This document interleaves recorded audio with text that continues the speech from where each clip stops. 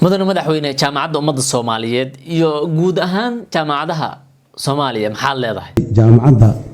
ummadda Soomaaliyeed guud ahaan jaamacadaha Soomaaliya gaar ahaan jaamacadda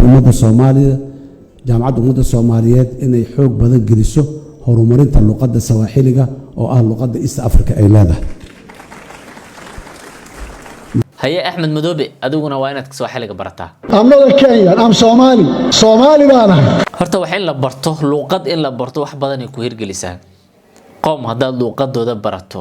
shartoodana waad ka nabad gashaa yani inay ku xamanayaan waad ogaanaysaa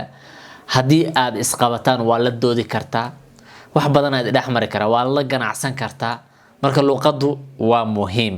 waxa la barto ceeb ma aha dad waxa jira xogaa ku qosqoslaya oo luqada iyo dadka ku hadlaba yasaya luqadan waxa looga hadlaa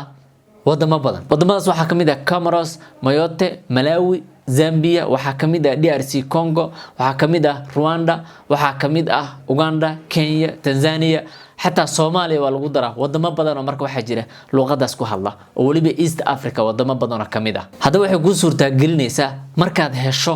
warqadii East Africa oo aan visa laga rabin inaad ku joogto inaad wadamaas isaga dhex ganacsan karto luqadana aad ku hadli karto yani maadaama shirka uu madaxweynuhu khudbada ka jeedinay oo ah shirkii looga hadlayo arrimaha East Africa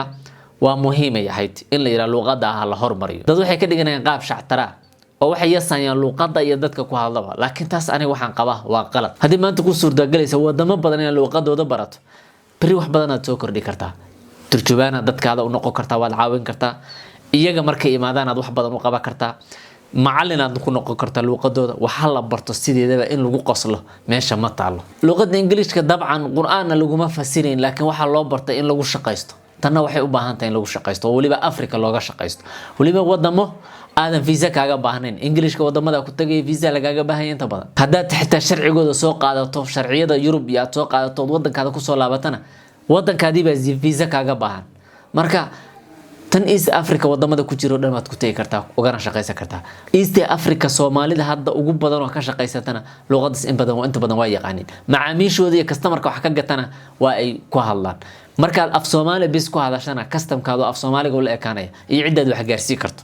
marka Swahili barato dad baa ku sii kordhay Carabiga ku sii darso Englishna ku sii darso afka Jaynaha baro Turkiga baro luqadaha sii wax ku diidaya male laakiin aan ku qoqosasho Swahiliga tiraahdo ma ogaaliyan ku dalbanaya shaqo kale ma lahan waa ceeb waxaas waa waxa laga fiican yahay sax ma aha luqad waliga hayasin dadka ku hadlana hayasin dadka ku hadla waa dad degan nabadeed lagu dhex noolaan karo lana shaqeysan karo waliba Kenyaanku ha ugu fiicnaadaan hadaba adigu Swahili ma taqaanaa baariyaha ku xitaa ma ka taqaanaa iyo karibu customer iyo ereyada saxta ma ka barato ugu yaraan soo dhawo aragtida inuu muhiim. Wassalaamu calaykum.